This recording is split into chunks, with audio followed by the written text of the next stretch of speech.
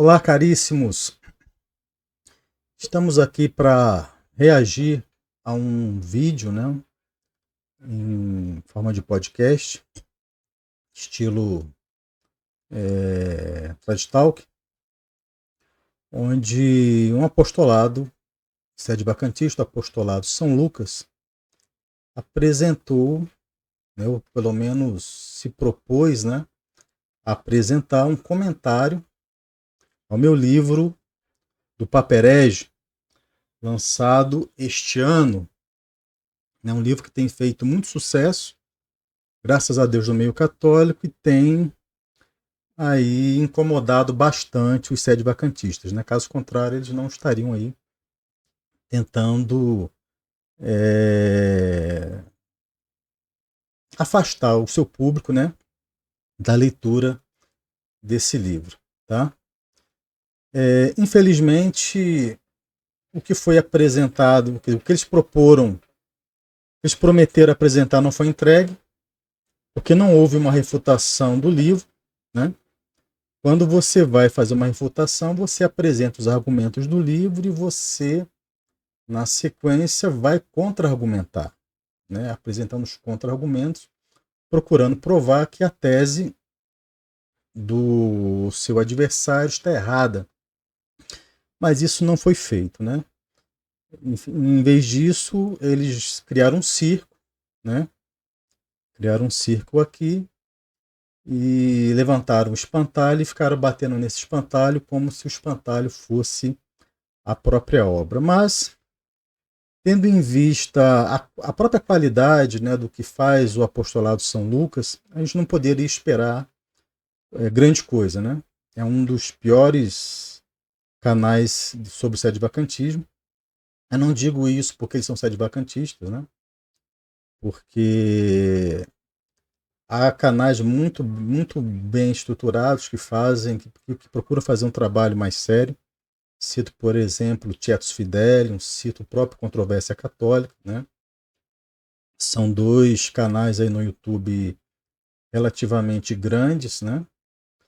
E que procuram fazer um trabalho mais sério, né? Contra-argumentando contra os seus adversários e tal. E não essa palhaçada que foi apresentada aqui, como nós veremos, tá? Então esse é o primeiro ponto. Então eu separei o vídeo deles, né, é de cerca de 44 minutos. E eu separei trechos, né, selecionei trechos dos 20 primeiros minutos, tá? Então nós vamos colocar aqui esses trechos. Esses trechos não foram tirados do seu contexto, tá? Ao contrário do que os nossos adversários fizeram aqui com algumas pequenas partes, né, do livro, como eu vou provar. Então nós não tiramos nada do contexto. Eu coloquei trechos selecionados para nós comentarmos aqui e mostrarmos então a qualidade, né? Qualidade, vocês mesmo vão ver a qualidade do que foi apresentado, né? E vamos lá então. Assim, são 20 trechos, tá, que eu selecionei dos 20 primeiros minutos, tá? O restante é só mais do mesmo, quer dizer, um pouquinho mais do mesmo, depois eles vão ficar rindo das próprias piadas que eles criaram, né? Então, nada interessante. O interessante aqui está na primeira parte, né? Na primeira metade do vídeo deles, tá? Então, vamos começar aqui a colocar o primeiro trecho, né? O primeiro trecho disso daí.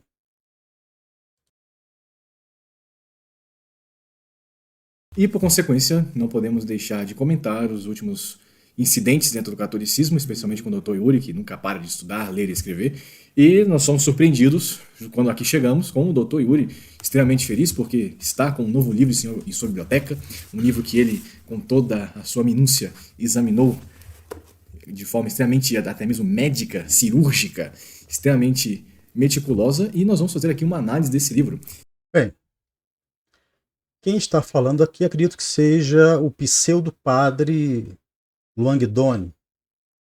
Pseudo-padre porque ele foi ordenado por um bispo cuja ordenação episcopal é duvidosa, porque a igreja não garante, né, as sagrações episcopais feitas por Dom Tuque, né, o bispo, um bispo que foi bispo do Vietnã, né, foi missionário apostólico, né, núncio também, se não me engano.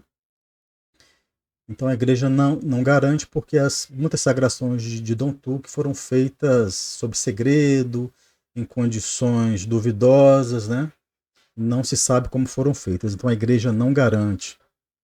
Então, Dom Rodrigo, que foi sagrado por Dom Dola, né? Toda essa turma vem dessa linha de Dom Tuque. Então não podemos saber se Padre Guidoni realmente é padre. Então, é ele que está falando aí. Então, segundo o pseudo-padre, né, Luang Doni, o senhor Yuri fez uma análise meticulosa, uma análise cirúrgica da obra, né? Então nós vamos ver aqui, vocês vão ver aqui a grande análise, né, análise cirúrgica que eles apresentaram aqui, tá? Então, se realmente o que foi feito é isto, eu não sei realmente o que é uma grande análise, tá? Mas vamos lá. Outra coisa que eu queria comentar, antes de mostrar outro trecho, eles acabam comentando no vídeo, né, que o sede-vacantismo está sofrendo um ataque sistemático, né, não sei o que e tal. Bem, eles vêm atacando a igreja, a fraternidade, a resistência, todos os dias há quase 10 anos. Né? Eles fazem isso aí diariamente, certo? Né? A controvérsia católica, o Frei Tiago e outros estão toda hora publicando coisas contra a igreja, né? Contra a fraternidade, contra a resistência, enfim. E agora eles estão assustadinhos porque, né, estão dizendo que estão sofrendo um ataque sistemático. É piada, né? Parece piada. Sendo que eles fazem isso diariamente, semanalmente. Né? Vamos então dando aí a continuidade, a grande, né, segundo o pseudo-padre, grande análise cirúrgica. Vamos dar início aí então a essa grande análise aí que eles fizeram.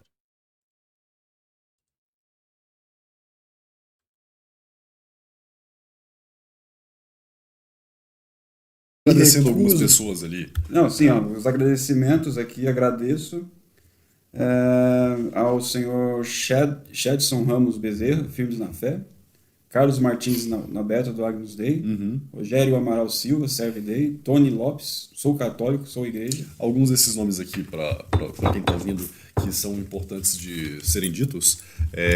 O primeiro, o Rafael Brodbeck, que é um conhecido desse meio Olavete, conservador e tudo isso daí. O Jotas Belo, Jotas ou Jonatas? Jotas Belo. Jotas Belo, que foi quem fez... prefaciou aqui. Teve um prefácio do Jotas Belo? Tem um prefácio de Jotas Belo. Jotas Belo foi quem fez aquela conferência sobre o perennialismo no Centro Dom Bosco, então também ligado a esse turno.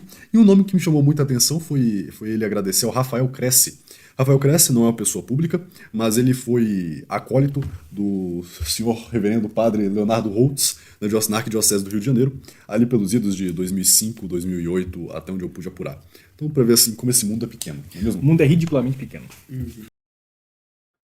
Bem, então, segundo a grande análise cirúrgica deste livro, eu faço agradecimento a essas pessoas, o que não seria nenhum problema, porque são ex-amigos de apostolado, né? Alguns ainda estão comigo, como, por exemplo, o Jotas Belo. Contudo, eu não faço agradecimento a essas pessoas, né? Os agradecimentos do livro estão na página 9. Tá? Estão na página 9. Eu agradeço a Deus, agradeço a Santíssima Virgem, agradeço a minha esposa, né? Que ela teve que me aturar aí, ter que acordar de madrugada, escrever o livro aí bem cedo, né? E agradeço a Ranieri e ao Joatas. Só, tá? Na parte sobre o autor, que eu conto um pouquinho da minha história, porque nem todo mundo, né? Muita gente conhece o Veritatis Splendor, mas nem todo mundo que conhece o Veritatis Splendor sabe quem é o Alessandro. Então, sou eu, né, o autor. Então, coloquei aqui uma breve bibliografia. E esses nomes são citados aqui porque são pessoas que fundaram comigo o Veritatis Splendor, são membros fundadores. Tá? Né? Então, veja aí a grande análise, né? A grande confusão. Né? Já fazem uma coisa simples, simples. Estou agradecendo nenhuma dessas pessoas. Né? Os agradecimentos estão numa página, elas são citadas em outra seção do livro, que é sobre o autor. E fala do Cledson Ramos, não é Cledson, é Cledson, está bem claro aqui, que é Cledson Ramos, né? Que ainda está no Veritatis Splendor, dos nossos benfeitores, né? Os nossos sócios fundadores. Então, assim começa, né, a grande análise cirúrgica do livro, né? Começa assim, tá? É assim que eles começam aí, essa análise sensacional. Vamos então para a próxima parte, né? Terceira parte aqui selecionada dessa grande análise que eles fizeram da obra. Vocês viram aí, né? Começaram muito bem. Vamos lá, vamos continuar aí com a grande análise cirúrgica. Vamos lá. O prefácio do Jotas Belo aqui tem engraçado, que ele tem umas frases aqui chocantes. Toda a crise que vivenciamos no momento presente, independentemente de se ela chega ao ponto da presença material de heresias nos documentos eclesiásticos, não infalíveis ou não, será certamente sanada. Ainda que seja por uma intervenção milagrosa divina. Mas mesmo o milagre requer nossa colaboração, como podemos ler nos evangelhos e tal. Então é isso. Heresias materiais nos documentos eclesiásticos, segundo Jotas Belo.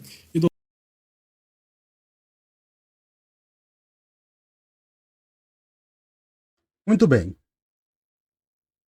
Isso aí que ele cita, né, está realmente no prefácio do Joatas.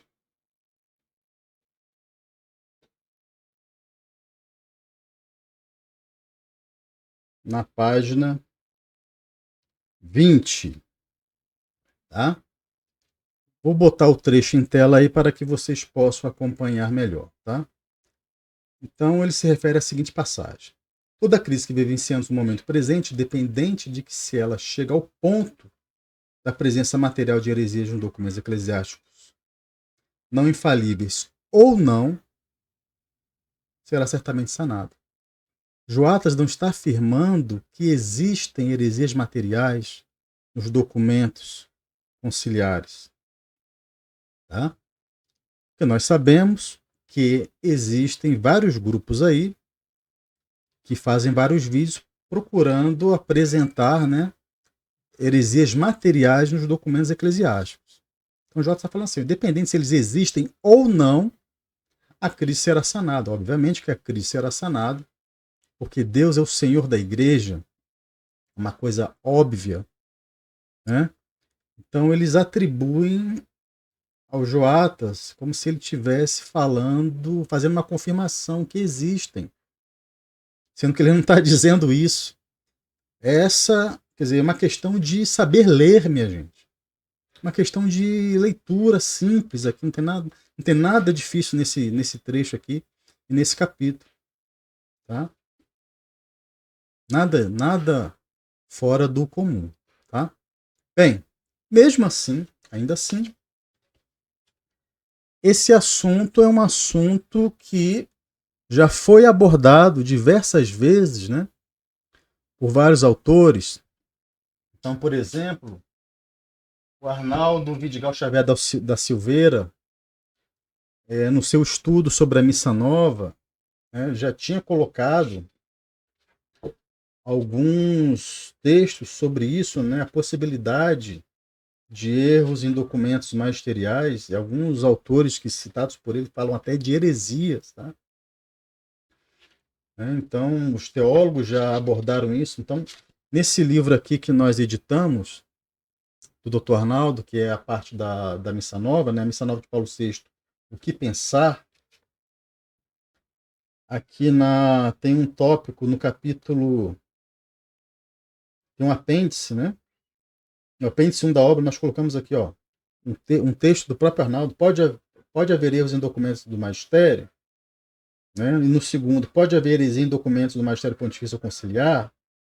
E ele mostra vários teólogos do passado que aventaram essa possibilidade, né? Então, ainda que o Joatas estivesse afirmando isto, isso não seria nenhum absurdo, né? Então, primeiro, que Joatas não disse que existem heresias no documento do magistério, ele não fala isso. Ele diz que, independente da possibilidade de existirem ou não documentos do magistério não infalível, ele será assinado pela igreja, é isso. Eles não sabem ler, né? Então, estamos tratando com pessoas aqui que não sabem ler. E, ainda que ele tivesse dito isto, não seria nenhum absurdo, porque diversos teólogos aventaram essa possibilidade. Arnaldo Vidigal Xavier da Silveira escreveu sobre isso, e o padre Daniel Pinheiro também fez um estudo sobre isso. O estudo do padre Daniel, nós vamos colocar o link na descrição do vídeo. Tá? Vamos continuar então aqui com a grande análise cirúrgica. Tá? Deixa eu ver se tem mais alguma coisa que eu gostaria de comentar com vocês. Não, é isso. Então vamos para o próximo trecho, né, do áudio aqui selecionado. Já leu o livro inteiro e fez várias anotações sobre o mesmo. Antes de nós irmos para os pontos mais críticos, os argumentos principais do Sr. Alessandro Lima, conte-nos, por favor, como foi a sua impressão geral, ou seja, aquilo que o senhor pode tirar como a essência do livro ou a tese principal do livro como um todo. Então, ele já parte da premissa, errada aqui, que a gente que é sede vacantista, fala que todos esses papas aí, eles são papas mesmo, e aí quando eles estavam lá no trono, eles falaram heresia, e daí eles caíram no pontificado, através da opinião de São Roberto Bellarmino, que a gente fala, que a gente cita por aí, tá vendo? Você não pode falar que o Papa é herege, se o Papa for herege, cai ipso facto. Sendo que é uma premissa errada, né? Bem, não sei se vocês entenderam, porque o sujeito fala um pouco confuso, mas ele quer dizer o seguinte. Ele disse o seguinte, que eu parto, na obra de uma premissa errada, de que os sede-vacantistas são sede-vacantistas porque eles acreditam que os papas conciliares perderam o pontificado, ipso facto, por causa de suas heresias, segundo o parecer de São Roberto Bellarmino. É isso que ele diz aqui. Ele diz que eu digo isso, eu parto dessa premissa. Isso é falso, porque eu não parto dessa premissa, né? O senhor Yuri já é a segunda vez que ele comete esse erro, falando, tem outro texto meu, tem outro vídeo que ele fez comentando um artigo meu chamado, se eu não me engano, ipso facto, São Roberto Bellarmino segundo o sede-vacantismo totalista, alguma coisa assim, em que ele vai falar a mesma coisa, sendo que eu não suponho isso, tá? Eu não suponho isso. O que eu digo é que eles acreditam nessa interpretação de São Roberto Bellarmino. Eu não digo que eles são sede-vacantistas porque eles têm essa interpretação, mas eu digo que eles, como sede-vacantistas, têm essa interpretação de São Roberto Bellarmino. Há uma diferença entre uma coisa e outra, né? E outra coisa que eles falam, que eles escondem, né? Primeiro que o sede-vacantismo, quando começou, os sede-vacantistas, porque nós temos que distinguir, né? Sede-vacantista, os primeiros sede-vacantismo de um sede-vacantismo, de um sistema, tá? Então, muitas vezes eu pequei por essa imprecisão, né? Quando eu uso o termo sede-vacantismo, muitas vezes eu não estou me referindo aos primeiros sede-vacantistas, mas a um sistema, né? Com premissas e tal, argumento e tal, né? Que os primeiros ainda não tinham, isso estava sendo formulado, né? Mas a primeira coisa que eles fizeram foi exatamente recorrer a São Roberto Bellarmino, né, a quinta opinião, para sustentar o porquê que eles eram sede-vacantistas. Quem não me deixa mentir é o próprio Diogo Rafael Moreira, do Controvérsia Católica, que ao responder um vídeo meu fala exatamente isso. Ele cita esse estudo, né, do Arnaldo Vidigal da Silveira, que também nós publicamos, atualizado, né? Os PDFs que tem aí de 1970 está desatualizado. O Dr. Arnaldo atualizou o estudo dele em 2017, nós publicamos ele atualizado. Ele fez uma atualização no capítulo 7. Aumentaremos mais à frente. Então, os sede-vacantistas, os primeiros sede-vacantistas, usaram muito esse argumento. Tá? Usaram muito esse argumento. Eles mudaram o argumento depois, né? Quando Tchekada disse, olha, turma, você não precisa ficar discutindo São Roberto Bellarmino, é só dizer que os papas, eles não são papas porque a eleição deles foi inválida. Aí eles mudaram o argumento. Né? Não, nós somos sede-vacantistas, não é por causa de São Roberto Bellarmino, mas sim porque os papas conciliares tiveram a sua eleição inválida. Então mudaram o discurso. É mais ou menos como os adventistas, que começaram como milenaristas, né? Ali num grupo de Guilherme Miller, aí depois mudaram para a questão do sábado.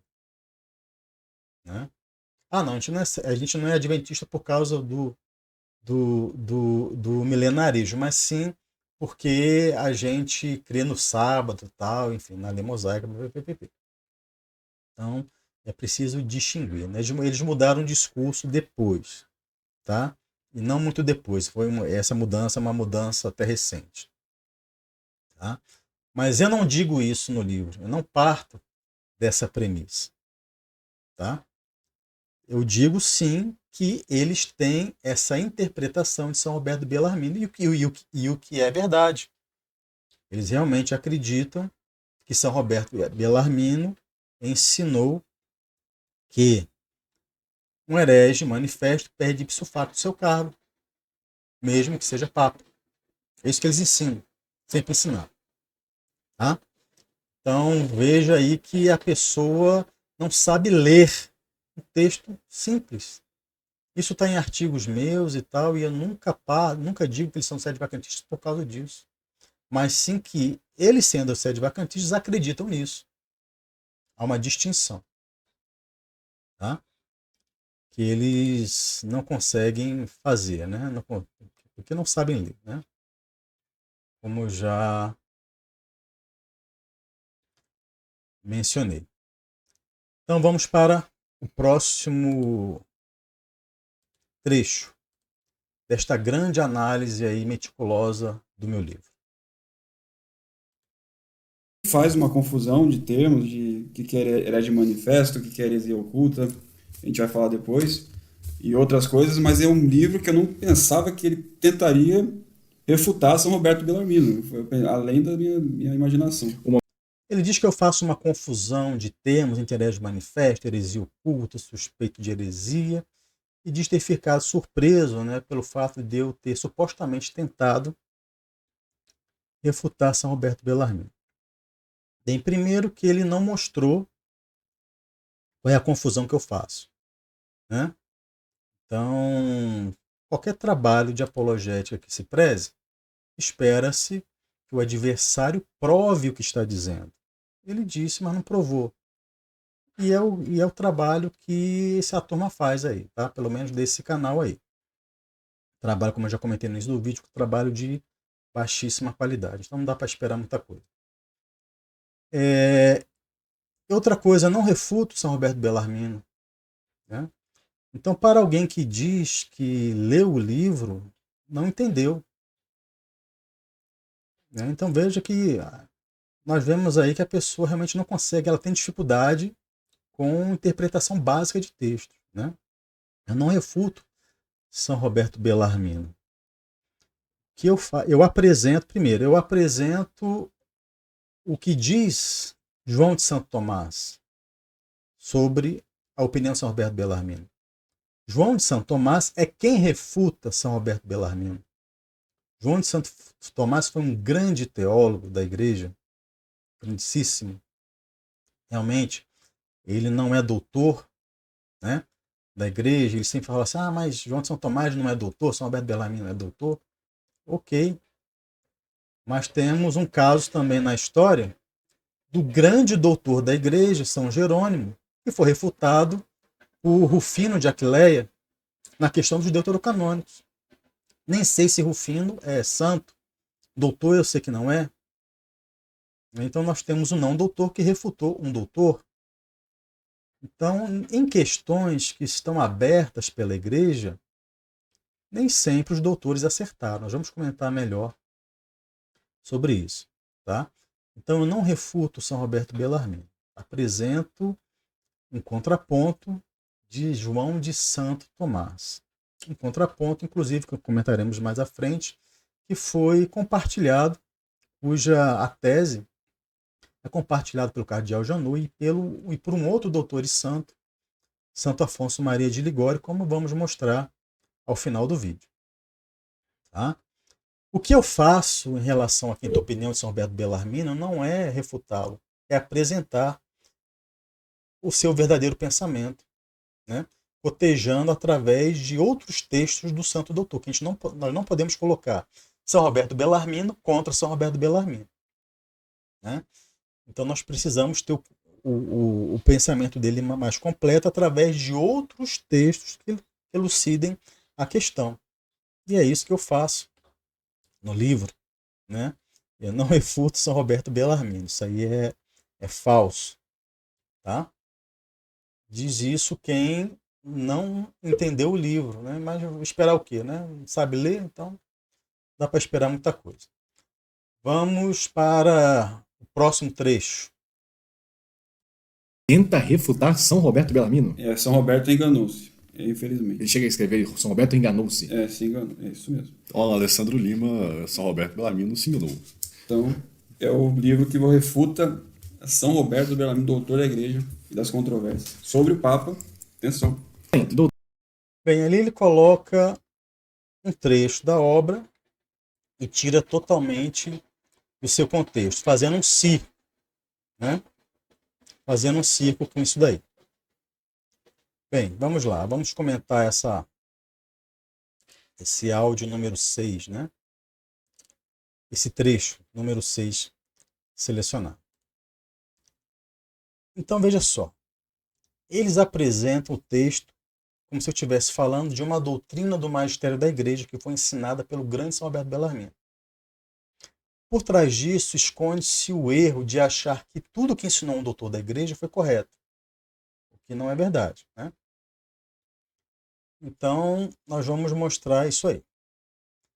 Bem, quando eu coloquei lá que São Roberto Bellarmino enganou-se, como está o trecho aí, isso aí está na página 207, né? Do livro. Desculpa, não é esse livro, não. Desculpa, estou folheando o livro errado. Quem lê o livro sabe ler, verá que antes de eu chegar neste ponto, eu vou mostrar o porquê que São Roberto Bellarmino não aceitou a quarta opinião. João de São Tomás vai mostrar isso com muito mais propriedade. Ele é teólogo, né? Eu não sou. Já que eu não sou teólogo, eu tenho que recorrer aos teólogos, né? Eu mostro no livro que São Alberto Bellarmino não aceitou a quarta opinião porque ele supõe que Caetano esteja defendendo que a igreja tenha o poder sobre o composto, que é o que? O Papa eleito, né? Composto, qual é a analogia que São Roberto Bellarmino utiliza?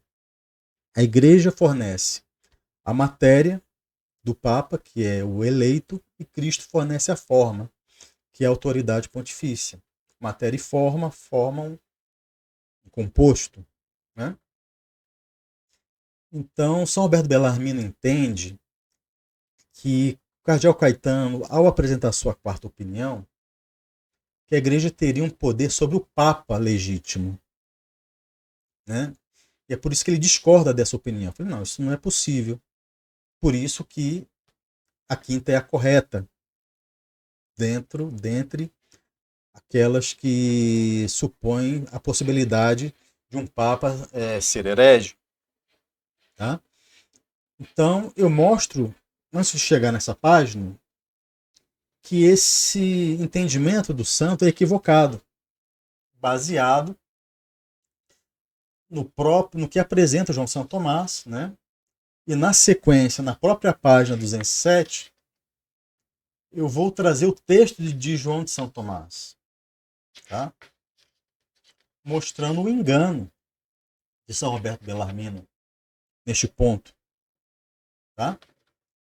Então eles colocam a coisa como se eu quisesse me colocar, como se eu estivesse colocando uma opinião minha em detrimento de uma opinião de São Roberto Bellarmino.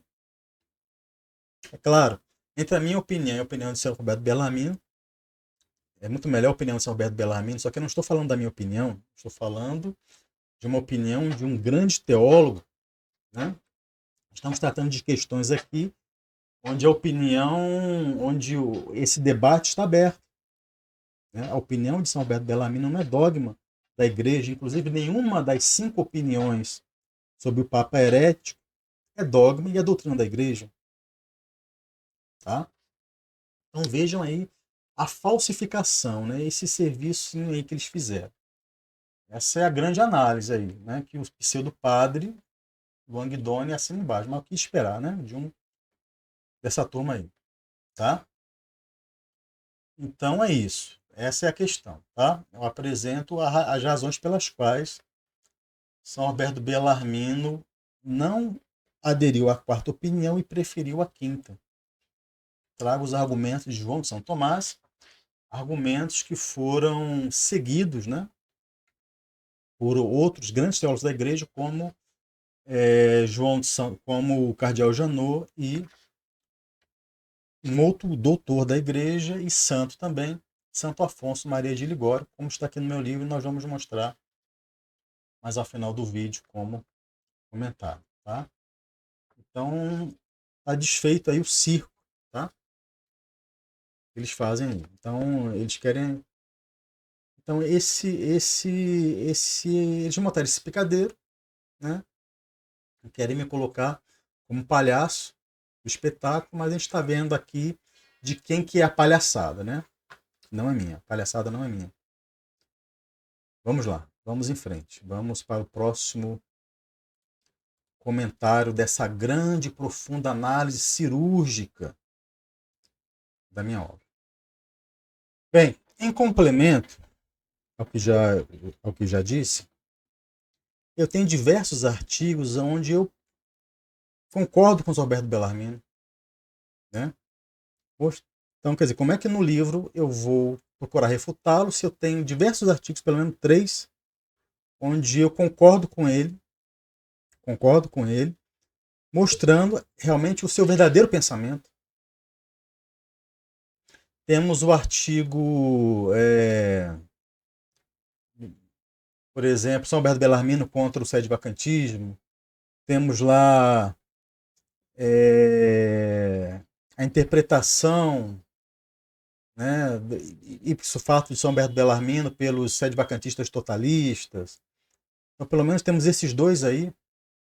Temos um outro também onde eu refuto o padre Tchekada numa exposição sua, sobre a tese de que o pecado de heresia faz perder o pontificado. E eu vou trazer o comentário dos canonistas Wernes e Vidal, que seguem a quinta opinião de São Alberto Bellarmino, né? E eu mostro como esses canonistas apresentam corretamente a quinta opinião de São Alberto Bellarmino, mostrando que é a igreja que vai declarar, ao final das contas, né, depois de inquirir o Papa, se ele está deposto ou não, ipso facto. Então veja aí a mentira, né, que esse pessoal faz, que esse pessoal cria. Tá? Então eu já tenho 3 artigos aí sobre isso. O terceiro que eu mencionei agora não é um assunto abordado no livro, mas dizer que eu procuro refutar São Alberto Bellarmino quando, na verdade, eu não faço isso. De novo, apresento o parecer de João de São Tomás, né, e coloco luzes sobre o verdadeiro pensamento de São Alberto Bellarmino, utilizando, utilizando os próprios textos do santo e doutor da igreja, textos que não são mencionados em sites sede-vacantistas, em nenhum dos artigos deles. Tá? Então, esse é o circo aí que eles montaram. Tá? Montaram um circo, querem me colocar de palhaço, mas a palhaçada aqui nós estamos mostrando que não é minha. Tá? Uma pergunta antes de irmos para os principais momentos.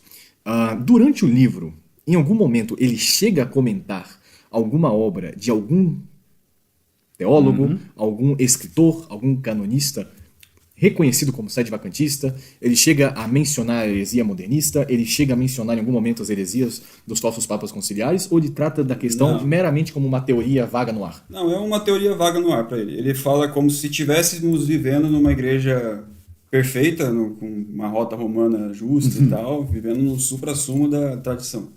E aí ele, com base nisso, ele vai argumentando nesse mundo imaginário da hierarquia tradicional da Novus Ordo.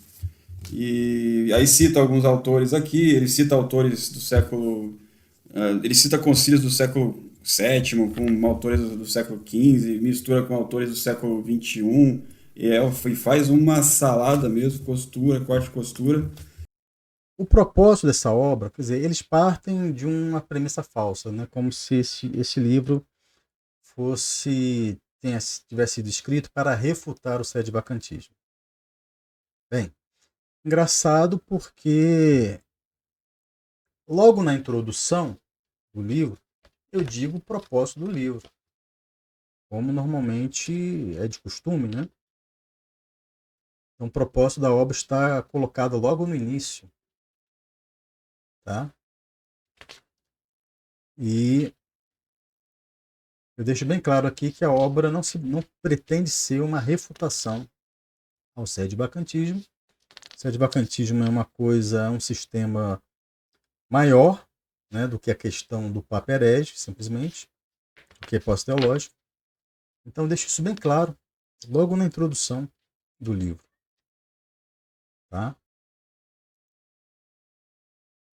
E assim, ele diz, outra coisa que ele coloca falsamente é que eu estou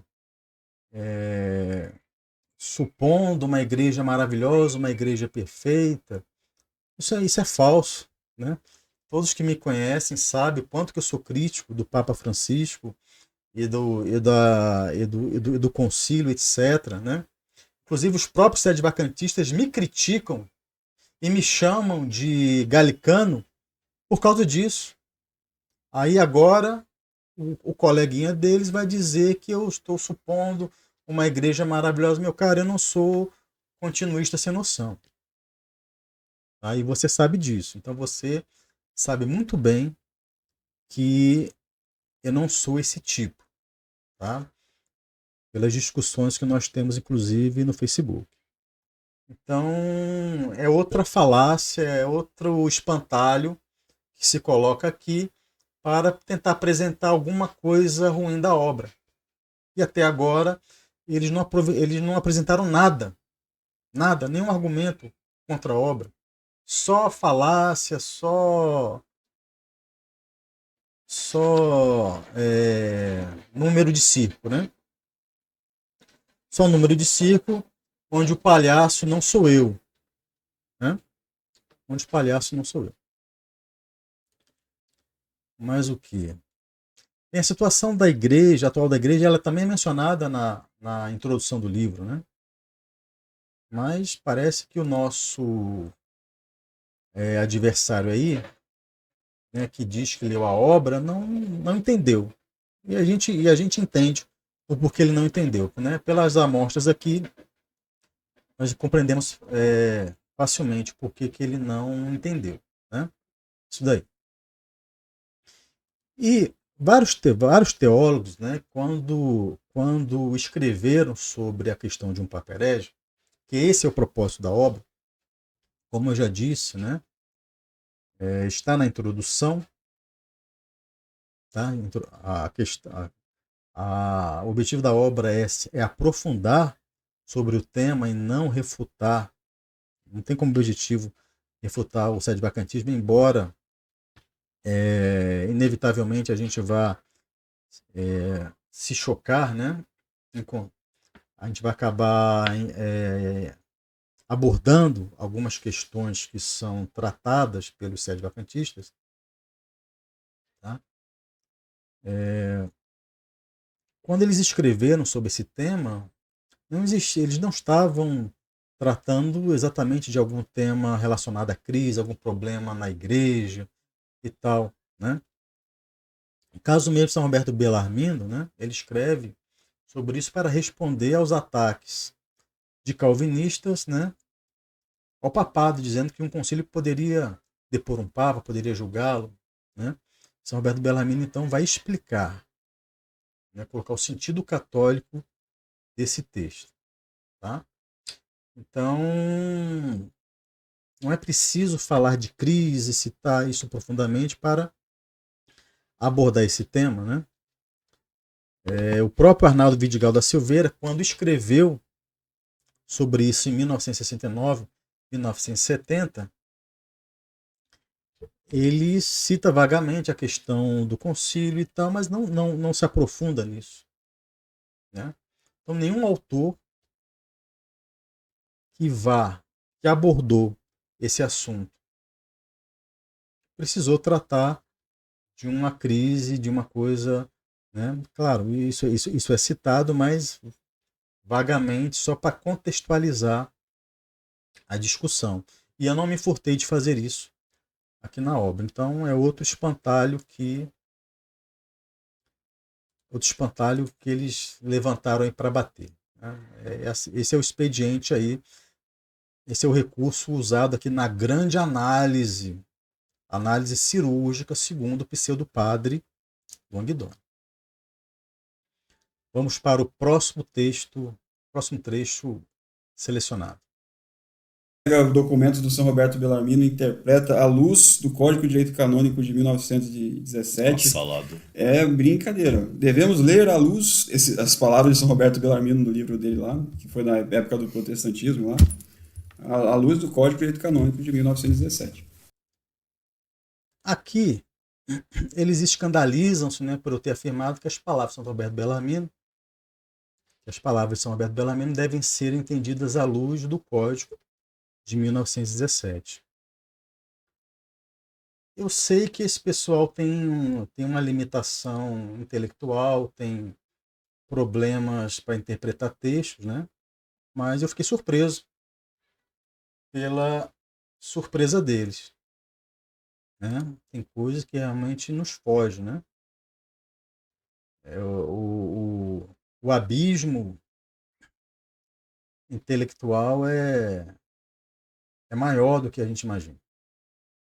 Bem, primeiro que esse argumento não é originalmente meu, né? Quem mostrou isso pela primeira vez foi o Dr. Arnaldo Vidigal Xavier da Silveira, né? Na atualização do seu tratado A Hipótese Teológica de um Papa Herege, né? Ele atualizou o seu tratado em 2017, atualizando o capítulo 7º, tá? E essa atualização nós publicamos no Brasil. Isso não existe PDF, né? Como eu já disse, o texto de 1970 não tem isso, não tem essa atualização. E o Dr. Arnaldo Vidigal Silveira, que segue, né, que é um adepto da quinta opinião de São Roberto Bellarmino, ele é quem diz isso, né, que essa hipótese de São Roberto Bellarmino deve ser lida à luz do código. Né? Ele faz isso lá nas páginas 95, tá? A página 105. São 10 páginas mostrando isso. Tá? Arnaldo faz isso. Ora, o que é que tem mais autoridade para um católico? Pergunto a vocês. A lei eclesiástica da igreja ou uma opinião teológica? Ainda que seja de um grande doutor. Quem tem mais autoridade? Ora, meus caros, quando a igreja estabelece as suas leis, ela o faz com base em princípios que ela considera válidos, né? O fato é que desde o tempo de São Roberto Bellarmino, que estamos falando aí do século XVI, até a promulgação do Código de 1917, século XX, houve um grande amadurecimento teológico e canônico, né? Ou não? A igreja ficou estacionada lá, do tempo de São Roberto Bellarmino. Né? Então, como as questões que nós estamos tratando aqui dizem respeito à disciplina da igreja, sim, a disciplina, porque a manutenção da jurisdição eclesiástica, excomunhão, perda de cargo, tudo isso é disciplina. Né? Então, o que é de mais atual sobre o assunto são os princípios que constituem a própria lei eclesiástica. Isso deveria ser evidente, né? Para qualquer católico. Então, a igreja, no seu código de 1917, nós vemos que ela não seguiu muitas coisas, né, que são colocadas pelos teólogos antigos. Tá? Muitas coisas ela não seguiu. Tá? Por exemplo, eu tenho um artigo também, né, chamado deixa eu lembrar aqui o nome do artigo. Excomunhão ipso facto sim, perda da jurisdição ipso facto não.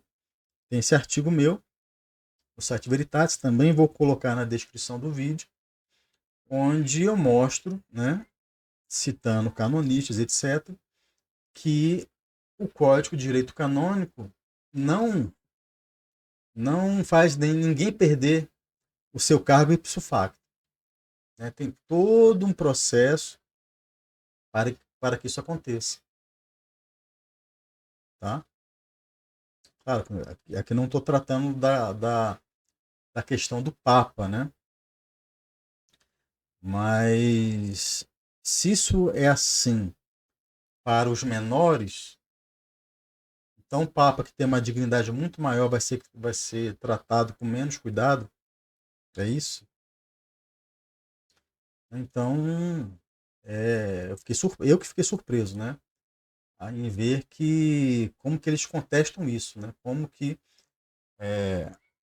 o que os canonistas falaram no passado não deve ser lido à luz do que a igreja entende hoje,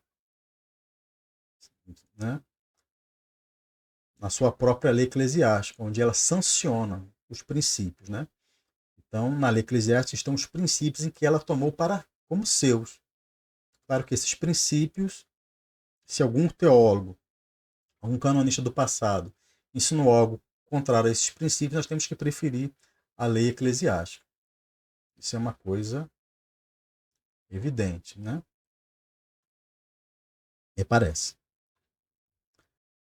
No final, ele quer dar a conhecer todo o público sobre a opinião de João de São Tomás, que é essa aí que merece toda a atenção do público católico tradicional. Pelo menos, sim, é uma verdade, falaram uma verdade. Pelo menos uma verdade é que eles falaram, né? Exatamente. Um dos propósitos do meu livro é apresentar a opinião de São Tomás. De João de São Tomás, perdão. De João de São Tomás. Que me parece que é pouquíssimo conhecida entre os sede-vacantistas e os católicos tradicionais. Sim, isso aí é verdade. Tá? Uma opinião poderosa, seguida pelo cardeal Janot e também por um grande santo, doutor da igreja, Santo Afonso Maria de Ligório. Tá? Então, se essas duas autoridades, essas duas personalidades acharam, né, viram que os argumentos de João de São Tomás têm mais profundidade, são mais certeiros e concisos do que o que apresentou São Roberto Bellarmino, reclamem com eles também, né? Eu estou apenas me juntando a este grupo e realmente eu prefiro a quarta opinião do que a quinta. Mas é totalmente possível alguém defender também a quinta opinião, né? A igreja, como já foi dito aqui, a igreja não tem a preferência por nenhuma opinião. Nenhuma das opiniões teológicas, nenhuma das 5 são dogma da igreja. Nenhuma delas, né? E voltando, como já disse, eu tenho artigos aqui onde eu não procuro refutar São Roberto Bellarmino, mas esclarecer o que ele ensinou, que é bem diferente, né? Pois bem, o senhor Alessandro Lima é um rústico, um bruto, porque qualquer tomista sabe que a refutação começa pela exposição da parte contrária. Então ele vai refutar algo que ele não expõe. Aí complica, né? Complica. Bem, novamente o erro, né, de dizer que eu quero refutar São Roberto Bellarmino. Isso é falso. Totalmente falso, né? E o sujeito que fala aí fica fazendo chacota, né, imitando o professor Carlos Nogueira. Então, esse é o nível do pessoal, né? Tentando imitar o professor, a forma que o professor Carlos Nogueira fala aí.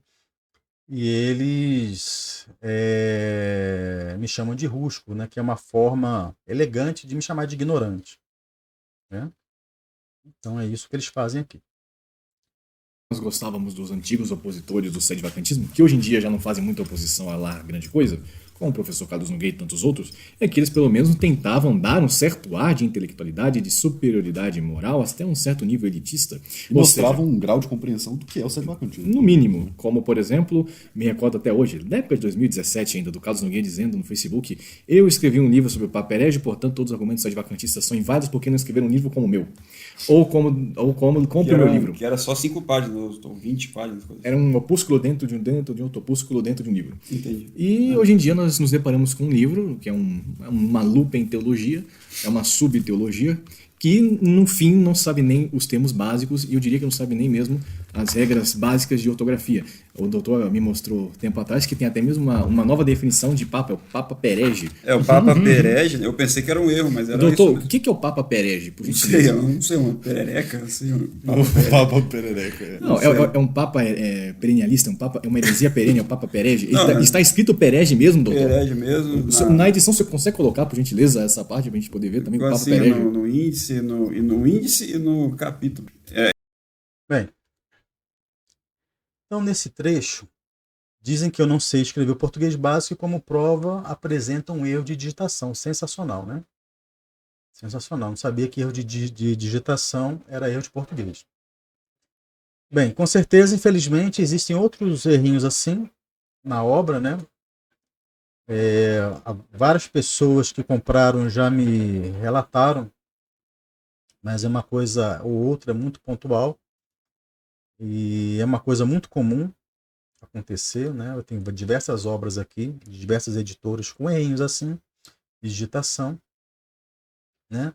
Mas vejam que, com vistas a ter vitória sobre adversários, fazem essa tempestade, né? no copo d'água, né? Então, esse tipo de distorção da realidade já explica o porquê que eles são sede-vacantistas, né? Ou igual algumas pessoas aí no Sul que ficam julgando traduções como se fosse a obra da pessoa que escreveu, né? A gente viu um senhor aí criticando o livro Sede Vacantista porque foi traduzido com alguns erros de português e tal, que é como se fosse a refutação à obra principal, a essência do livro que foi escrito em francês. Então ele quer uma pessoa bem difícil. Bem, ele deve estar se referindo a algumas críticas, né, que o Lorde do Sul fez a umas traduções aí do Seminário São José, né? Bem, erros em obras de instituições que se supõem eclesiásticas, né, ainda que sejam da Igreja da Chopi, é algo muito mais sério do que de uma obra escrita e editada por um apostolado leigo, né? Claro que é muito mais grave, né? Erros de português e erros de digitação são coisas que não são a mesma coisa, né? Há uma diferença de proporção. Obra de uma instituição que se pretende ser eclesiástica e obra de um apostolado leigo também são coisas que não possuem a mesma proporção, né? Mas esse pessoal tem problema com senso de proporção, com senso de realidade, né? Por isso que adotam aí as posições que adotam. Comprei esse livro aqui graças ao... Depois o Centro Dom Bosco fez uma live lá com o Alessandro Lima e falou que era refutação dos... Refutação total, absoluta, suprema. E eu comprei e falei, não, então tem que ver. Tem citações, elogios ao Sidney Silveira nesse livro também, não tem? O Sidney Silveira é uma das fontes. Isso O Sidney Silveira. Então, se não fosse Dom Bosco aí validando, o que seria de nós, né? Disseram que a obra menciona o Sidney Silveira, que está errado, né? Fizeram até uma chacota aí dizendo falsamente que o Centro Dom Bosco disse que o livro refuta totalmente o sede-vacantismo. Não. O livro não refuta totalmente o sede-vacantismo, mas refuta muita coisa do sede-vacantismo. Isso é verdade. Muita coisa é refutada aí nessa obra. Tá? Embora não seja o objetivo dela, né? Não sei se vocês perceberam, mas no áudio o Yuri chega a dizer que a pessoa mencionada não é o Sidney, é o Arnaldo, né? Ele acaba falando um pouco isso aí, mas ele acaba concordando com os coleguinhas, né? Ele acaba cedendo lá, o Sidney, ele fala assim, não, o Arnaldo é isso aí, Sidney. Quer dizer, então, o que isso parece, né? Parece algo do tipo, ó, vamos mentir, o importante é que mintamos juntos. Parece algo assim, né? Quando ele deveria ter sido firme, dizendo, não, ele menciona o Arnaldo, não é o Sidney. É uma questão boba, né? Não é nada que vá tratar aí de algum argumento pró ou contra o livro, mas mostra um pouquinho aí como é que essa turma funciona, né? Como é que eles se associam. Quais são os argumentos mais contumazes, eu vou tomistas? Vou para a missa nova agora. Rezar em línguas. Vou dar os argumentos para o reverendo agora. O senhor havia comentado... Quem você pensa que é? O senhor havia comentado, doutor, algumas páginas, não é? Então, por exemplo, o que tem lá na página 53, para nós darmos uma lida? 53. Essa parte aqui. Então, segurem-se, por favor. Tirem as crianças da sala agora. Eu não sabia. Os tambores.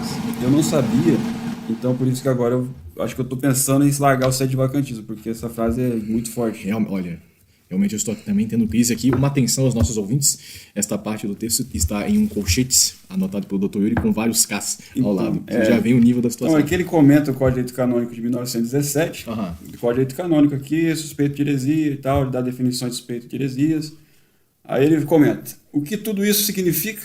Significa que, em outras palavras, um católico pode propagar doutrinas heréticas, participar de falsos cultos com não católicos, batizar, criar, educar seus filhos em seitas não católicas, cometer sacrilégio contra o Santíssimo Sacramento, participar de magia negra satânica, satânica e aderir formalmente a seitas anticatólicas e sociedades secretas e ser apenas suspeito de heresia. Não entendeu? Então, doutor, eu posso cuspir, eu posso esfaquear a hóstia, invocar Lúcifer e fazer parte da maçonaria, e eu sou meramente suspeito. Vocês são suspeitos. Ou seja, não sou herético. Segundo o que o Alessandrinho falou aqui, e é isso aí. E a pergunta é, baseada em quê? Então, eu pergunto até assim, como é que eu posso me tornar um herege? Porque depois de fazer tudo isso, se eu estiver me esforçando... Não, aderir É só o senhor estar lá no site vacantista.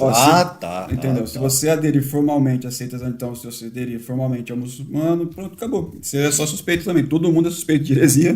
O Bergoglio tá mais que certo. Né? Então todo mundo é leva suspeito. ao céu, Então, é isso aí. suspeito. Então, doutor. Ai, haja paciência, né? Haja paciência para lidar com esse pessoal. Haja paciência, né? Haja paciência para lidar com esse pessoal. Isso que foi mostrado aí está lá na página 53 do livro. O que eu procuro mostrar aí nessa sessão?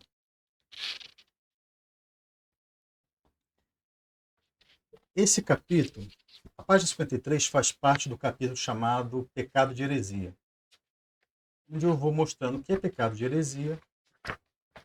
E mais à frente nós temos o capítulo 3, onde eu vou tratar do crime de heresia. O crime de heresia é tratado mais à frente, capítulo 3, como já foi dito, na página 79. Tá? Há dois conceitos de herege que nós precisamos distinguir. Né? Numa disputa apologética, né, eu posso dizer que, que alguém esteja professando uma heresia, dizer, você é um herege e tal, né? Mas esse meu parecer, ele não tem implicações canônicas. Tá? Ele não tem implicações canônicas. Existe o herege dentro do contexto canônico. Aquele que é condenado pela igreja, aquele que é afastado, né? Que pode ser excomungado, né? Que é excomungado ipso facto, né? Isso está lá no código, está na lei da igreja, até no Código Novo. E, inclusive, se for clérigo, né? Ele precisa ainda ser... Quando for clérigo, o tratamento é um pouco diferente, né? Precisa ainda ser admoestado algumas vezes. E se for então, pertinaz, aí é que ele vai perder o seu cargo, tá? Bem, o que é apresentado na página 53, tá? Tudo isso, essa conclusão, e na página 53 eu apresento uma conclusão, as premissas estão nas páginas anteriores. Só que eles não mostram as premissas. Eles não mostram o desenvolvimento. Por que isso foi afirmado? E aí você vê a desonestidade intelectual desse pessoal. Né? Logo na página anterior, na página 52, eu elenco 6 tipos de delitos que estão presentes no Código de 1917, que eles dizem seguir, que mostram que isso aqui que o Código classifica como suspeita de heresia. As pessoas que incorrem nesses delitos, esses 6 delitos aqui, dentro de um processo canônico, ele não é considerado herege ainda. Então veja que eu estou tratando aqui da questão canônica e não da questão apologética, simplesmente. Tá? E, bem, o nosso senhor Yuri, que supostamente leu o livro, deveria saber disso. Mas nós vemos, né, provamos aqui, tivemos provas em diversas oportunidades que é um sujeito que não sabe ler. Não sabe ler o básico. Tá? Sabe ler o básico.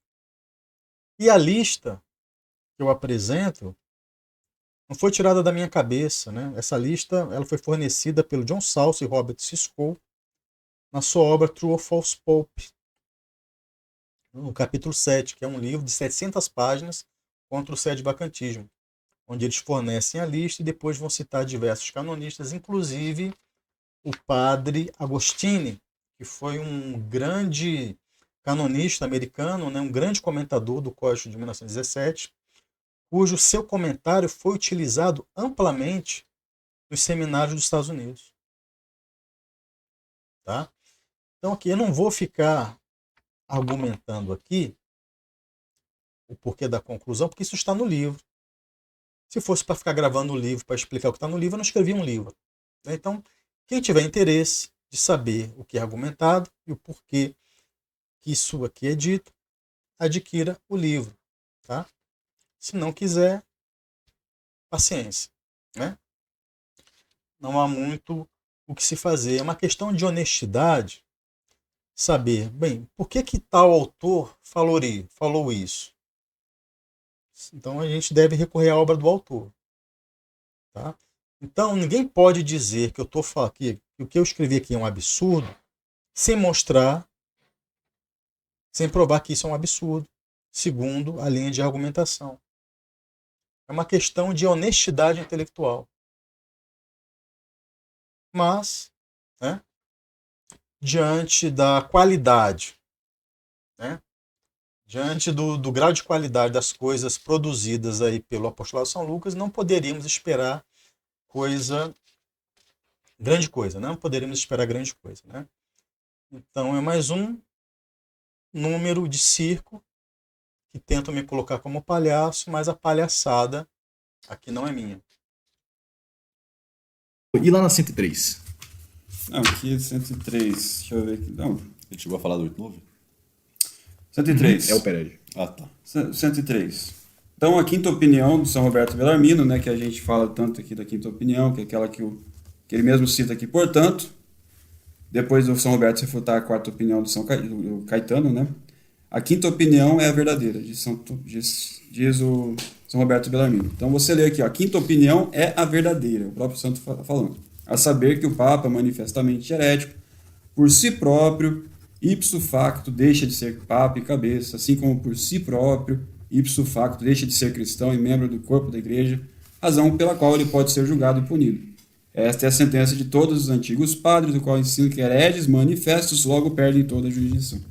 Aí ele comenta, um engano comum e que devemos desfazer é o de que São Roberto considere dentre todas as 5 sentenças a quinta verdadeira.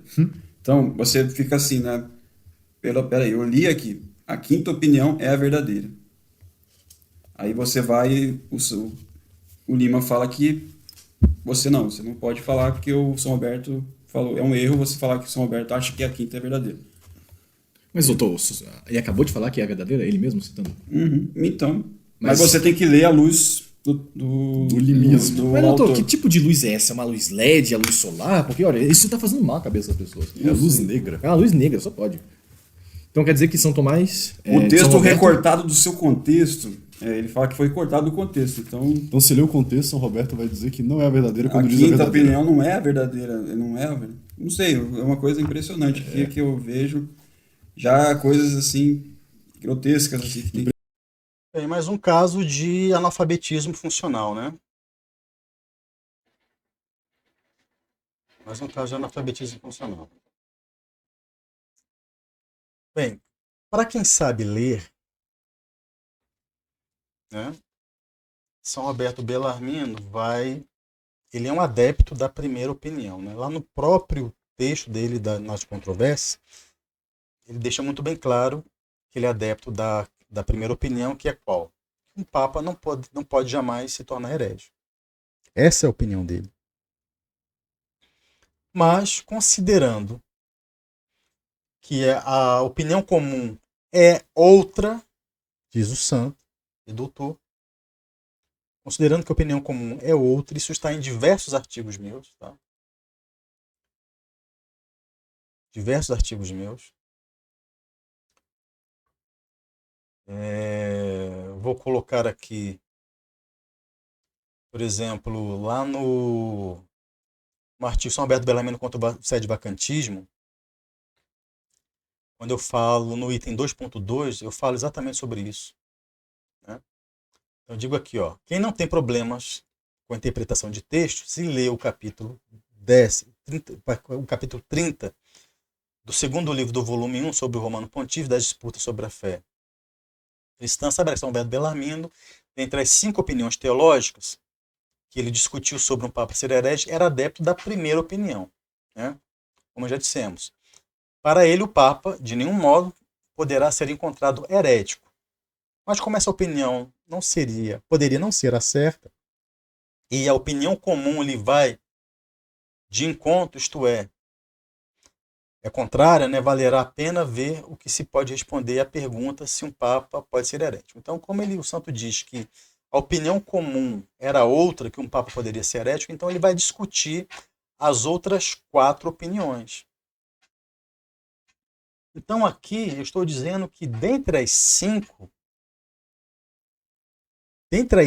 opiniões, para São Roberto Bellarmino, não é a quinta que é certa, mas é a primeira. Isso é uma coisa tão óbvia de ver aqui no livro, né? Isso tem no meu artigo, e tem no próprio livro, lá nas páginas seguintes, na página 104 e na página 105. Então, fizeram esse recorte aqui, montaram esse circo aqui. Por quê? Falta de honestidade intelectual, analfabetismo funcional ou os dois? Então, esse é o primeiro ponto, né? O segundo ponto é que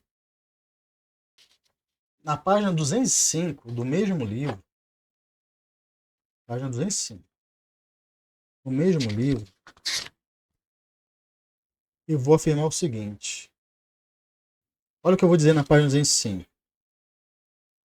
Lá no item 8.3.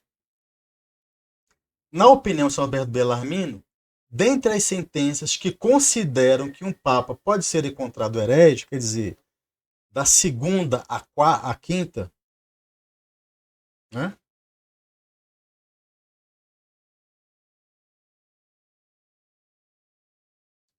A quinta é a certa. De novo, olha o que eu afirmo lá na página 205, item 8.3 do livro, capítulo 8, né? Na opinião de São Alberto Bellarmino, dentre as sentenças que consideram que um Papa pode ser considerado herege, ou seja, dentre a segunda e a quinta, e ser deposto pela Igreja, a quinta é a certa.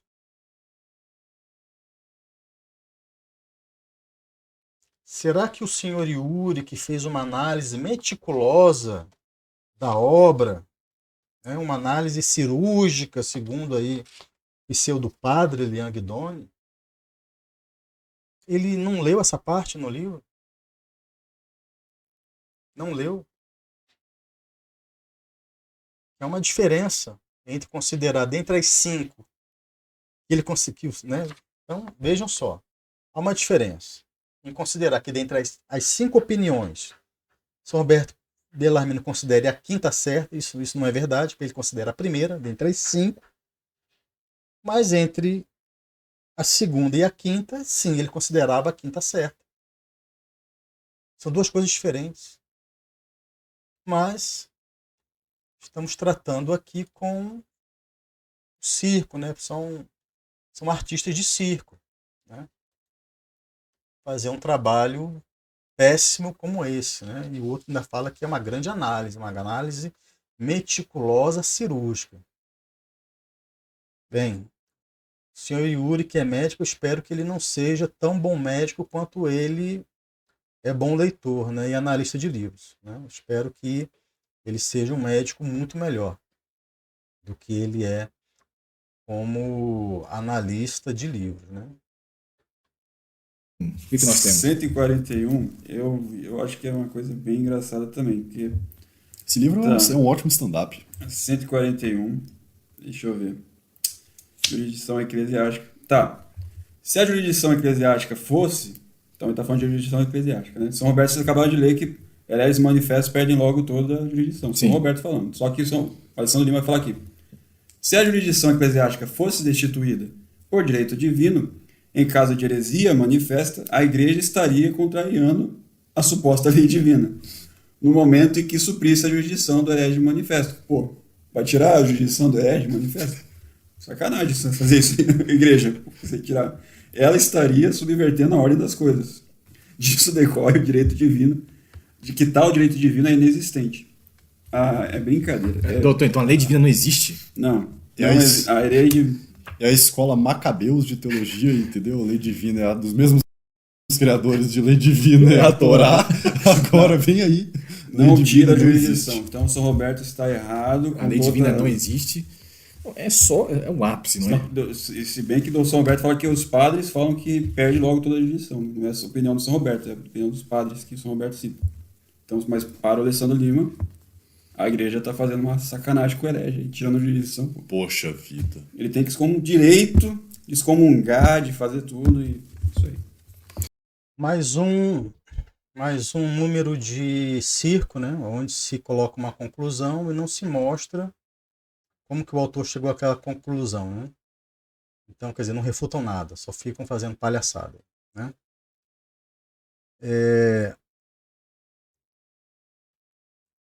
Na página 140, quer dizer, no livro inteiro eu vou mostrando a tradição canônica da igreja, etc, etc. E na página 140 eu vou falar sobre o Código de 1917, onde eu vou mostrar de diversos dispositivos, né, do código, supõe que não existe uma incompatibilidade em raiz entre heresia e jurisdição eclesiástica. Vários teólogos aqui são citados nesse sentido. Eu não sou o primeiro a escrever sobre isso. O Arnaldo Xavier da Silveira já falava sobre isso, lá na sua hipótese teológica do Papa Herege, especialmente nessa atualização dele do capítulo 7. Né? Então vamos desfazer a confusão que essa turma faz. Né? Primeiro que São Roberto Bellarmino, ao ensinar que os hereges manifestos logo perdem a jurisdição, ele está se referindo a um princípio, ao que deve ser feito, não algo que se segue imediatamente, sem qualquer intervenção da autoridade competente. Isso não deveria ser surpresa para um católico. A igreja, ela, através da lei positiva, ela administra a jurisdição eclesiástica. Né? Então ela define, por exemplo, que o Papa é quem vai dar jurisdição aos bispos. Né? O bispo é que dará, que é o ordinário do lugar, que dará jurisdição a determinados padres para confessar, né?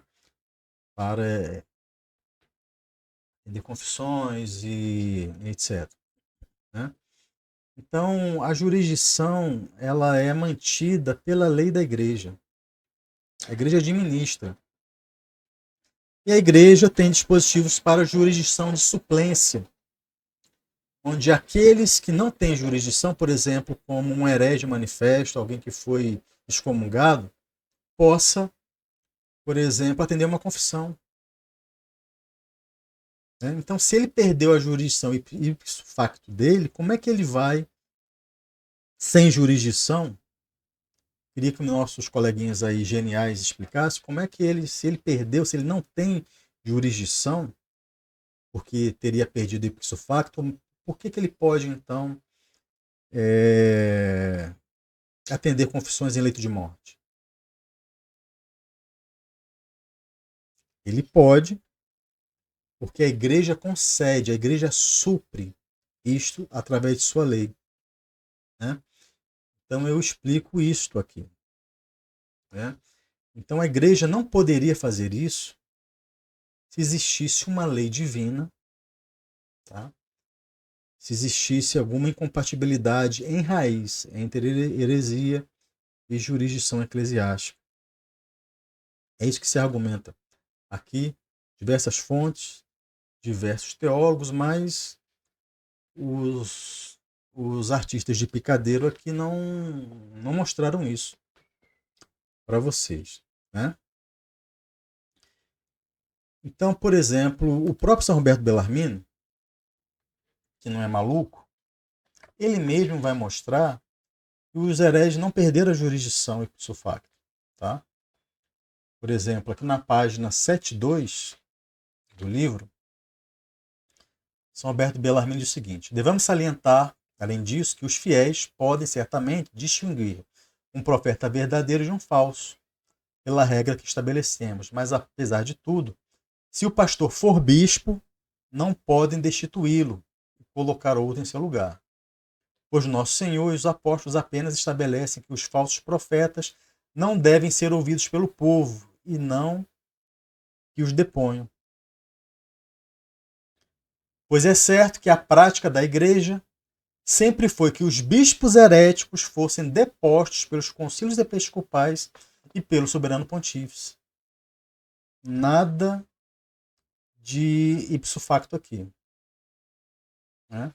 E exatamente essa é a posição que os católicos fazem em relação aos maus pastores, tá? Reconhecer e resistir. Está aqui a prova do reconhecer e resistir. Se reconhece mau pastor, mas você não pode depô-lo. Se for bispo, tem que ser deposto pelo Papa, ou por um concílio, né? No caso aqui, ele está falando mais num contexto geral, né? Onde os patriarcas e tal eram depostos também por concílios, né? Então veja que São Roberto Bellarmino explica isso aqui. Lá ele fala como princípio, mas não como algo que se dá imediatamente, senão ele estaria se contradizendo logo aqui. Na página 81, a mesma coisa. São Roberto Bellarmino vai dizer: não se pode demonstrar que nenhum bispo tenha sido deposto ou excomungado pelo povo, embora se encontrem muitos que foram depostos e excomungados pelos sumos pontífices e pelos concílios gerais. Certamente na história foi deposto do episcopado de Constantinopla pelo concílio de Éfeso, pelo mandato do Papa Celestino, como testemunhou Evrágio. Nada de ipso facto aqui, né? Então, mas a desonestidade intelectual dessa turma não permitiu que eles mostrassem, né, isso aqui dos seus leitores, né? O objetivo deles foi tão somente detratar a obra e me detratar, né? Outro caso interessante de não ipso facto está na página 67 do livro, inclusive tem até artigo meu sobre isso, sobre esse caso aqui. Chama-se, no meu artigo, está publicado como Pio IX contra o sede-vacantismo, onde eu vou citar o caso do arcebispo d'Arbois, né? O arcebispo d'Arbois foi um arcebispo francês, né? Provavelmente da própria arcebispo de Paris. E antes quer dizer, a igreja estava ali se reunindo para o Concílio Vaticano I, para a definição do dogma, né, da infalibilidade papal, e o arcebispo era contra o dogma, foi contra mesmo depois da declaração do dogma,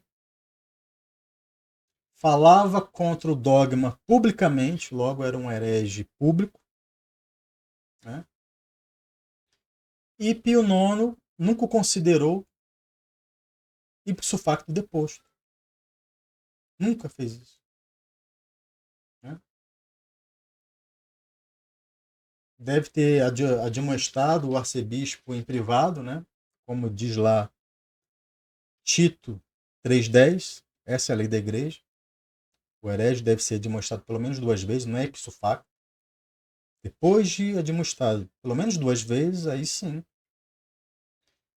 comprovada a pertinácia, sabe-se que realmente a pessoa, se for clérigo, né, deve ser deposto, né? E depois e essa paciência do Papa Pio IX valeu a pena, porque o arcebispo, depois de alguns anos, tá, voltou atrás, né, aceitou o dogma, inclusive publicou a encíclica Pastor Eterno na sua diocese. Tá?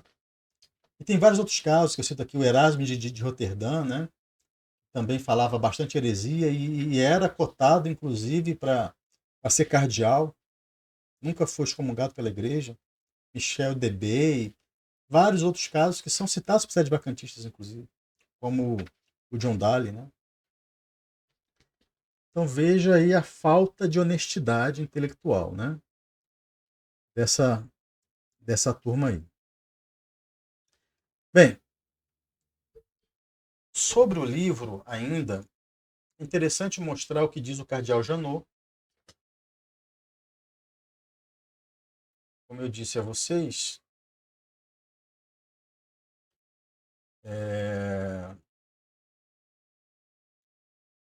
o cardeal Janot, grande cardeal da Igreja Católica, príncipe dos apóstolos, olha o que ele diz aqui, eu cito aqui na página 67 do livro, cardeal Janot.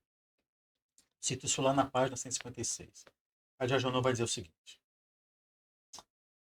Bem, é interessante saber que o cardeal Janot estudou bastante Bellarmine e Soares, tá? Ele escreve o seguinte. Alguns, como Bellarmine e Soares, consideraram que tal Papa herege manifesto, né, retirando-se da igreja, era ipso facto deposto.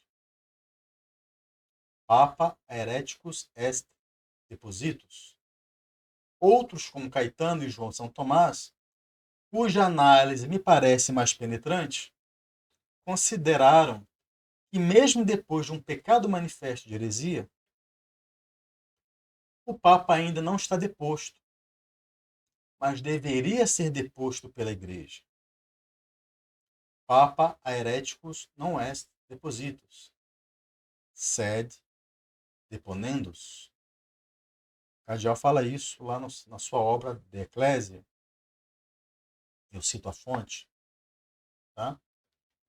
Então, se eles se rasgam tanto, ficam tão, oh meu Deus, ele segue a quarta opinião, pois é, um cardeal também. Segue a quarta opinião e ainda diz que para ele a análise da quarta opinião, conforme a Caetano e São João São Tomás, é muito mais penetrante.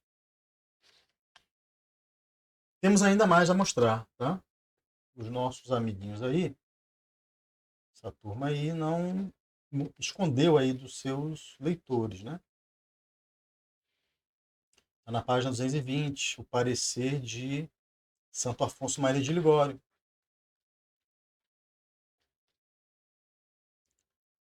Santo Afonso. Está lá no item 8.7. Um santo e doutor corrobora com a quarta opinião do cardeal Caetano. Eu mostro isso aqui, né? Vamos ver o que o santo diz. Quando em tempo de cisma estamos em dúvida sobre o verdadeiro Papa, o concílio pode ser convocado pelos cardeais e bispos, e então cada um dos papas eleitos é obrigado a seguir a decisão do concílio, porque naquele momento a sé apostólica é considerada vacante. Como aconteceu no concílio de Constância, né? Aí vamos lá o ponto aqui. Ó. Seria o mesmo se o Papa caísse de forma notória e perseverante, persistentemente, em alguma heresia. Então, veja que herege manifesto não é só um herege público. Tem que ser um herege pertinaz e quem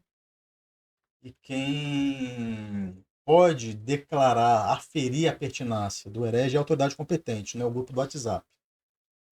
Tá? Nem apostolado aí que nem sabe ler livro, nem sabe fazer um comentário de qualquer obra. Continua o santo. Quer dizer, isso aí seria a quinta opinião, né? No entanto, há aqueles que afirmam com mais fundamento que, neste último caso, o Papa não seria privado do papado pelo concílio, como se fosse superior a ele, mas seria destituído diretamente por Jesus, porque se tornaria então um sujeito completamente desqualificado e destituído do seu cargo. Quarta opinião. Então a diferença entre a quarta opinião e a quinta, e na quarta, a igreja separa-se do herege, ela indispõe, né, o herege ao pontificado. Ela tem um poder ministerial sobre o vínculo, né, que une a forma e a matéria do papado. Assim como ela dispõe o eleito e Cristo concede a forma, ela pode indispor e Cristo então retira a forma, retira a autoridade. Então veja que na opinião de um santo e doutor da igreja, a quarta opinião é uma opinião com maior fundamento. Tá? E ele também é santo e doutor da igreja, assim como São Roberto Bellarmine. Tá? Em toda análise de obra, nós devemos apontar os pontos negativos e pontos positivos da obra. Aqui, como foi um número circense, né? Onde se pretendeu me colocar como palhaço, mas nós vimos aqui quem são os verdadeiros palhaços do picadeiro, deveria-se falar dos pontos positivos da obra. Por exemplo, a obra está muito bem editorada, né? Cada tópico segue a numeração do capítulo. Então, por exemplo, dentro do capítulo 1, todos os tópicos começam com 1.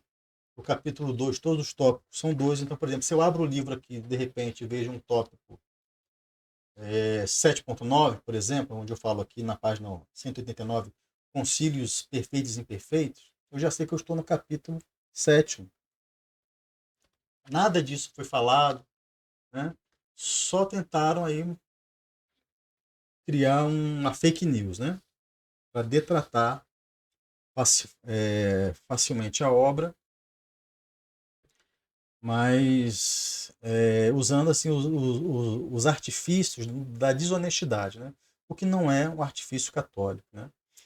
Então, claro, pode sempre discordar, né? Nós estamos aí dispostos a ouvir os argumentos contrários, mas de forma honesta, né? E não dessa forma circense e desonesta, essa palhaçada que fizeram aí, esse trabalho de porco, né? Dá para falar, dá para dar outro nome a esse trabalho aí do apostolado de São Lucas, né?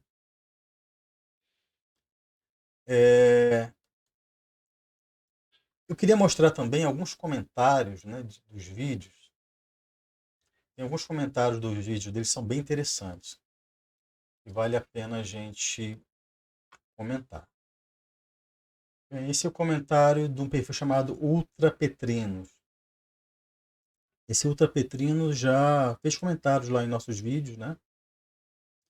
E nos parece uma pessoa sincera e com um pouco de equilíbrio. Ele diz aqui o seguinte, ó. Bom dia, eu gostaria de fazer um contraponto a este vídeo. E esse rapaz é sedevacantista, tá? Ele é dessa turma aí, né, da cadeira vazia. Eu gostaria de fazer um contraponto a este vídeo. De antemão, vos informo que gosto muito dos Três Mosqueteiros. Hoje eram 2. Também gosto muito do padre Guidoni. Bom, que se pese a estratégia olavista de ridicularizar os seus oponentes, não creio que tenha sido este o propósito deste vídeo. É a justa intenção de dirigir-se exclusivamente ao público sedevacantista, e parece-me que este vídeo também não tinha este propósito, e assim sendo, parece-me uma perda de tempo tomar ciência dos erros do referido livro e não receber uma resposta completa que o refute.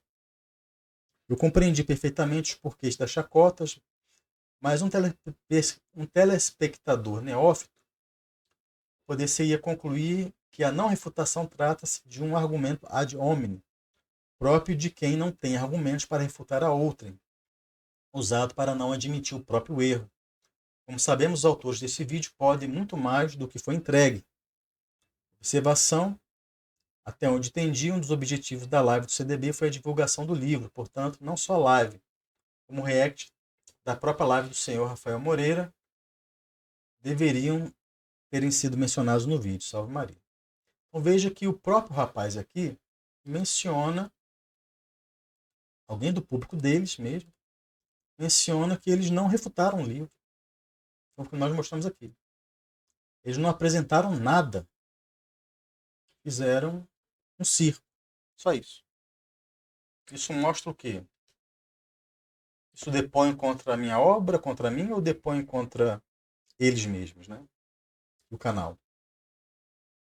Então, esse é um. Gostaria de mostrar. O outro é o seguinte. Tal de Caio Nascimento. Vamos lá, esse daqui é do Caio Nascimento. Teologia de corno do suspeito de heresia. A mulher sai do motel de cabelo molhado e é suspeita de adultério. Imagina o tanto de galhada que o Alessandro tomou com essas ideias. Primeiro que é um comentário desrespeitoso, porque fere a honra da minha esposa, né? Mas esse é o nível espiritual dessa turma aí, ó. Esse é o nível, né? E segundo ele, se a mulher sai de cabelo molhado do motel, traiu, né? Então ela não pode ser suspeita de adultério. Bem, mesmo nesse caso, meu caro, a lei civil exige um inquérito, né? Mas hoje adultério também não é crime, já foi. Segundo a lei civil, né? Mas na antiga lei ela teria que ser provada, tá? Ainda assim, teria que ser provada. Ela seria ainda suspeita, até que se prove o contrário. Todo mundo é suspeito até que se prove o contrário. Isso é uma máxima do direito. Inclusive, para quem não sabe, eu não sei onde está isso no Código de Direito Canônico, eu não tive tempo de pesquisar, mas confio no padre que me deu essa informação, um padre tradicional, um padre que reza a missa tradicional. Os padres, por exemplo, quando eles vão... o padre ele tem que usar a vestimenta clerical, né, a batina, etc., o clésima, né? Mas, por exemplo, se ele precisar atender alguém num prostíbulo, ficaria muito bem, né? O padre de batina sair de um prostíbulo, né? Então, neste caso, ele pode, por exemplo, usar uma vestimenta civil e fazer um atendimento a alguém que esteja precisando, né? Um enfermo ou alguém que esteja morrendo num lugar assim. Então, veja que vamos supor que o padre está dando a extrema-unção a alguém que está no prostíbulo, ele está com veste civil, ao administrar água benta, ele se molha, sai do prostíbulo com roupa leiga, de leigo, cabelo molhado. Então o padre traiu, o padre então não é suspeito. O padre deve ser, então, segundo essa lógica aí, torta, nós devemos ter a certeza que o padre foi lá, né, para pecar contra a sua castidade. Veja a mentalidade tosca, né, dessa gente. E temos uma outra pérola aqui, nos comentários deles. A outra pérola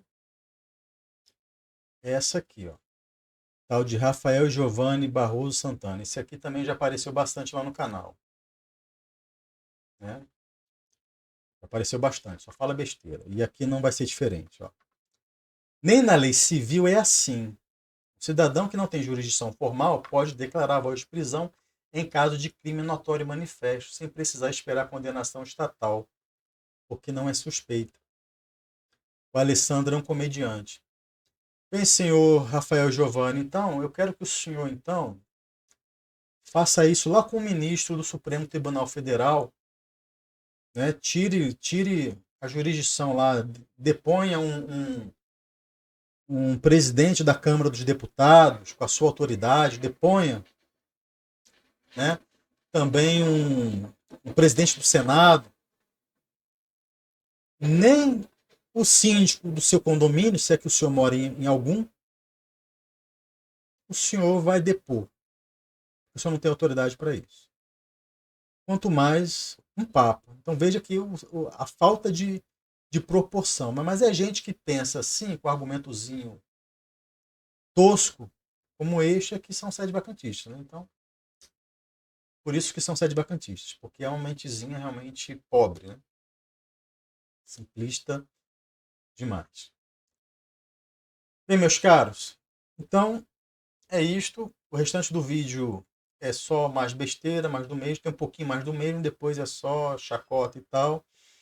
Não vale a pena mostrar. Espero que o que eu fiz aqui já tenha mostrado a falácia deste comentário, né? Que segundo disseram aí no início, é uma grande análise, uma análise cirúrgica, né? Do livro. Aproveito também ainda,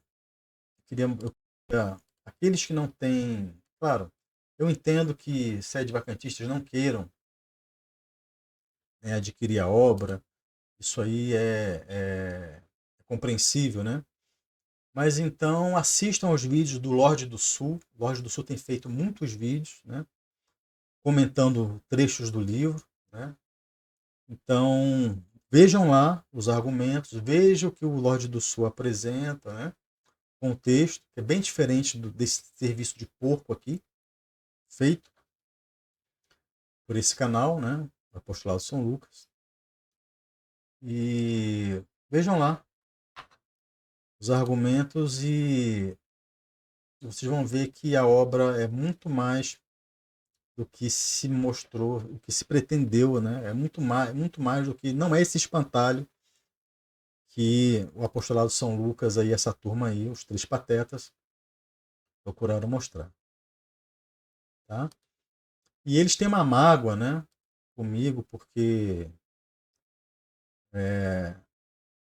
se Yuri aí ele tenta várias vezes, né, debates comigo e tal, mas eu vou debater com um sujeito desse. Né? Ele participou de um outro debate lá com o pessoal do Robson, do Macabeus, foi uma falácia. Então, um pessoal que sem noção. Eu falei, meu filho, você é quem na fila do pão? E eles ficam magoados, porque eles querem ser alguém. Né? Então, primeiro mostra o que veio, né? Preste algum serviço à igreja. Tá? E realmente, eu não falei nenhuma mentira, você não é ninguém. No meio católico, ainda mais, inclusive no meio sede-vacantista. O seu trabalho aí, esse seu canalzinho aí, a sua recém-editora, lançaram um livro aí sobre suposto complô antilitúrgico e tal, né, para negar a validade da missa, da reforma litúrgica de Pio XII. Então, mostrem serviço primeiro, né, para vocês quererem ser alguém no meio católico, tá? O meu trabalho, ao contrário de vocês, é um trabalho já de longa data, é um trabalho reconhecido por diversos católicos, né? Temos várias provas disso aí no canal do Veritatis Splendor, inclusive. E aí no canal do Veritatis Splendor, inclusive, eu coloco alguns trechos, né, deste reconhecimento. Então, o que é evidente não precisa ser provado, né? Então, o Veritatis Splendor realmente é um apostolado, apesar de mim, um apostolado sensacional. E é um apostolado que foi construído não só por mim, é construído por várias mãos, né? Sempre coloco a cara a tapa aqui, mas tem muita gente aí me apoiando, né? Muitos dos membros fundadores ainda estão comigo, né? Como o Clécio Ramos, o Wellington Campos Pinho, Jaime Francisco de Moura, né? Joatas Belo veio depois, mas está conosco desde 2006. Então, muita turma boa que faz esse apostolado junto comigo. Então, mostra que vocês vieram, né? Deem frutos para vocês poderem ser reconhecidos, terem alguma relevância, porque até agora vocês não mostraram nada, né? Nada. Meus caros, é isso. Muito obrigado mais uma vez e até o próximo vídeo.